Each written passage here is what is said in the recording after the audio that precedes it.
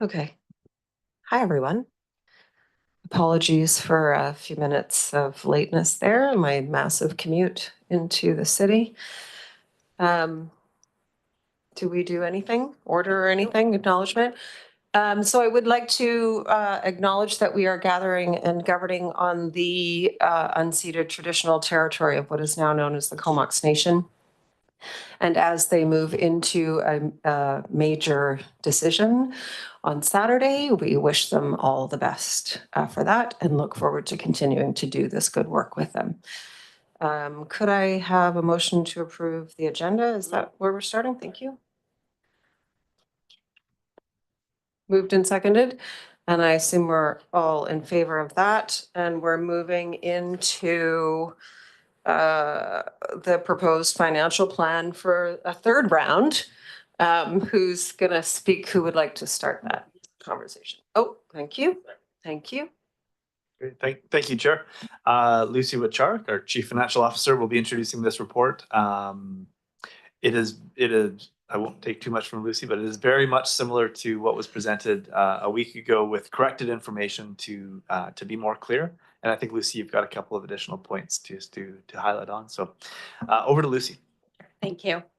To the CAO, to the chair and directors, thank you for gathering for yet again another meeting around 625. The committee was presented with this budget on February 11th. We brought you back that additional information request on February 25th.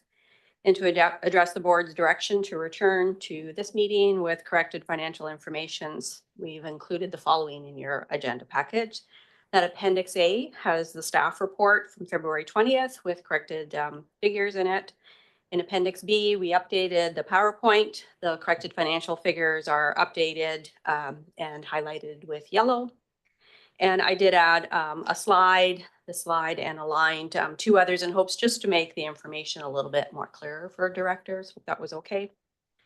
The added slide 4, I was hopeful could act as a good focal point just to summarize the discussion to date and assist in today's meeting.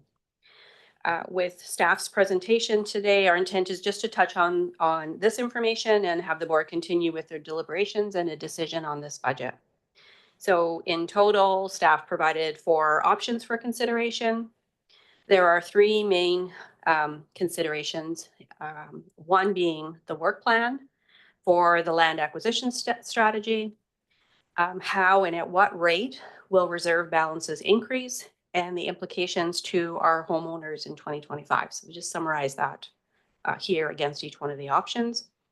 And lastly, just drawing on the discussion and the feedback to date, staff believe that option 2 or option 4 seem to be aligned with the committee wishes. And this is in consideration for the desire to have the personnel costs deferred and to also maintain a focus on the land acquisition strategy. So, and just with that, that ends our opening comments, the presentation, and happy to support any further discussion the committee wants to have.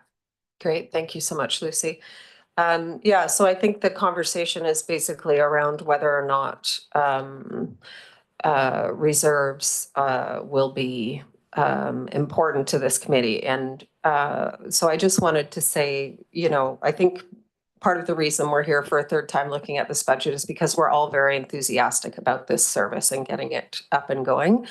And we also realize that we are in very uncertain times. And the impact of that is really deeply unknown at this point.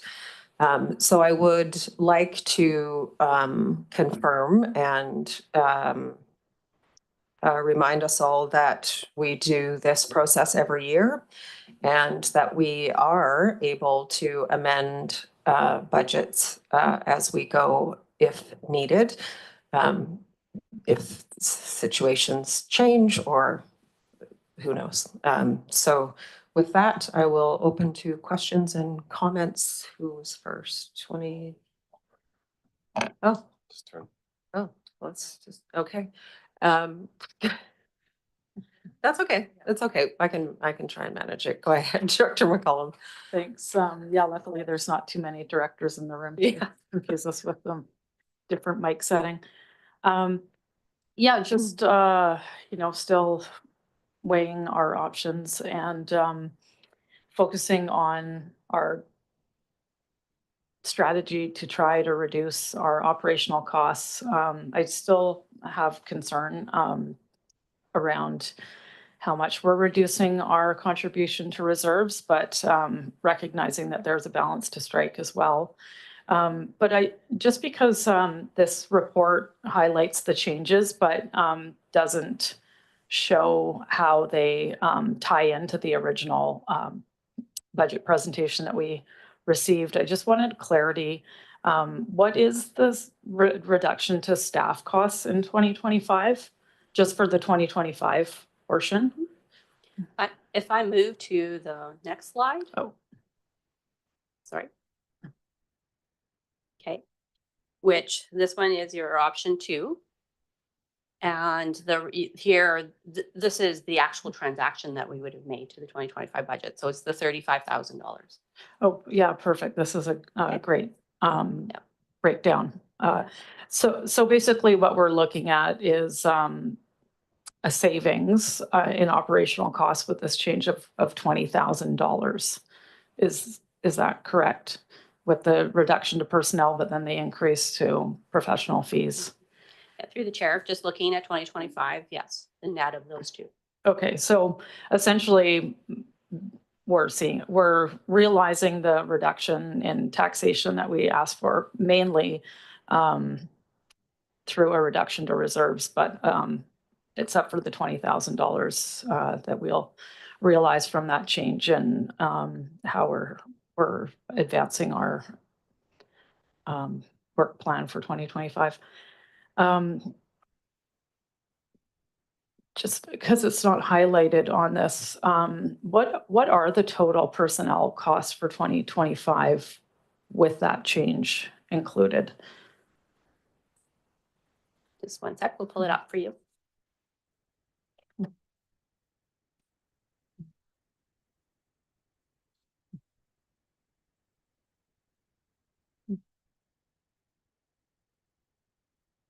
Is that ready to report?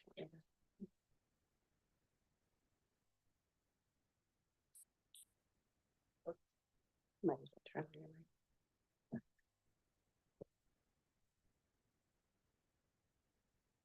So the total personnel cost before the change is approximately $145,000.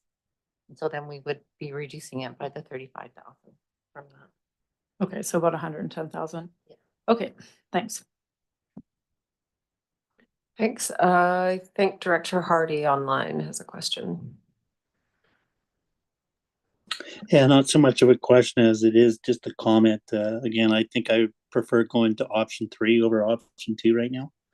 Just because, again, maintaining the fees of $438,000 going into reserves, and then looking at the acquisition of personnel in 2027 to me makes the most sense today, based upon where we are with regards to the US and everything else moving into the future. So I support the idea of putting funds away for parks down the road, but with regards to putting additional funds and implementing more personnel right now, it's not something I'm comfortable with. So those are just my thoughts. Thanks. Through the chair, can I just confirm? Yeah. To Director Hardy's question, I just wanted to clarify for you, you mentioned option 3, if I had that correct. And in this option, the personnel costs stay. Go back to that slide. Yeah. Can we go back? Can we put this Go back one back to slide. the other slide? So That's sorry. Yeah, I'd like to, if we could look at option 3. Yeah. And So to option. me, to me, number 3 makes the most sense. Mhm. Right And now. in option 3, if I'll just clarify, just to make sure that's the one that you want, in option 3, we're maintaining the taxation at $438,000 across all 5 years. And it also leaves the personnel costs as planned and proposed. So bringing on that 0.4 in that parks planner is included in that option. So we will not Okay. have any savings in operating. Okay. I guess maybe I misread it. How I read it was that we were just putting the 438 aside for future park acquisitions, and we were putting the planner, oh, okay, I see number 2 says deferring the Mhm. planner until 2027. Okay, Yeah. thanks. With number 2, meets both those objectives. Reducing the taxes back down to 2024 levels to 438, and also removing the budgeted dollars for the parks planner. Okay, Okay, so yeah, number 2 makes the most sense then, thanks. Thanks, Director. And Director Cole Hamilton is next. Yeah, thanks, Chair.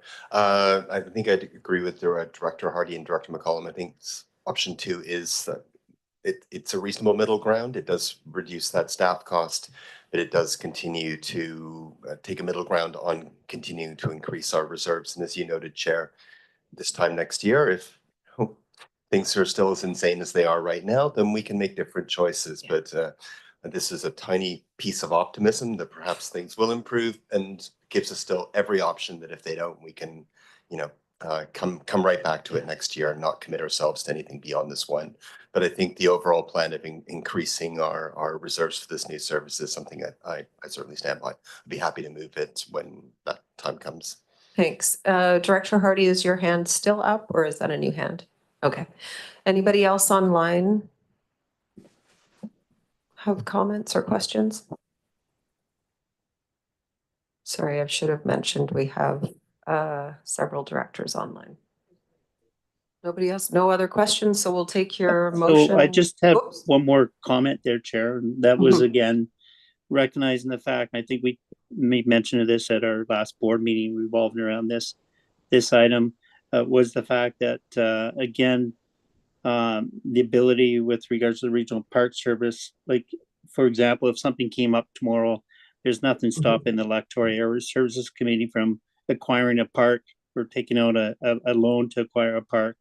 And then I'm just kind of wondering about the language in the Regional Park Service, if there's that ability later on to have the Regional Park Service maybe acquire that park that the Electoral Area Services Committee would initially acquire, just to try and expedite processes that come up all of a sudden or whatever. So I'm just wondering again about that language in the Regional Park Service, if there's language in there that allows for the Regional Park Service to acquire parks that maybe the Electoral Area Services Committee acquires down the road. Excellent question. I will hand that over to you. Thanks, Chair, and thanks, Director, for the question. And either Mark Harrison or Doug DeMarzo, please do jump in here. But I think I would just say that, yes, those are considerations for the Regional Parks Committee down the road in respect of potential acquisition, where it's an outright acquisition of fee simple property or a transfer of an asset. That's certainly all on the table for the Regional Parks Committee to give consideration to. I would also say that the Regional Parks Committee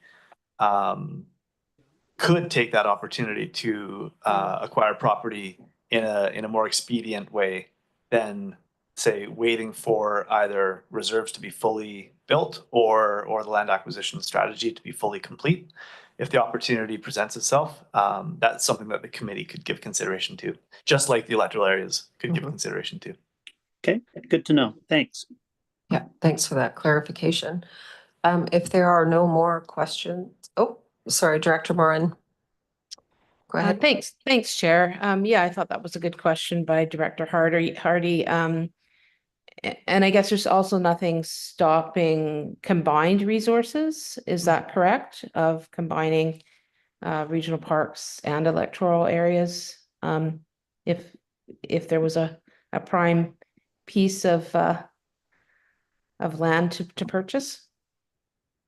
I don't think there's anything to stop that. That's getting more creative, and we'd have to give some consideration to how the mechanics of that would work. But yeah, I don't think there'd be anything to stop that kind of an arrangement.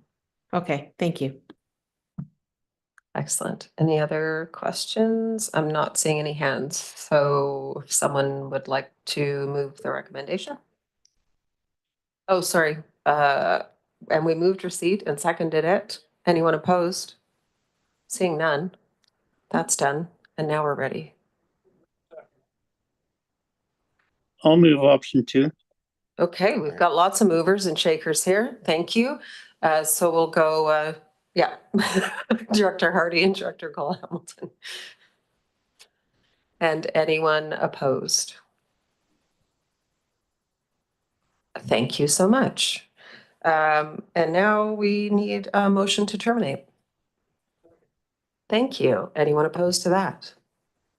Seeing none, thank you all for being here.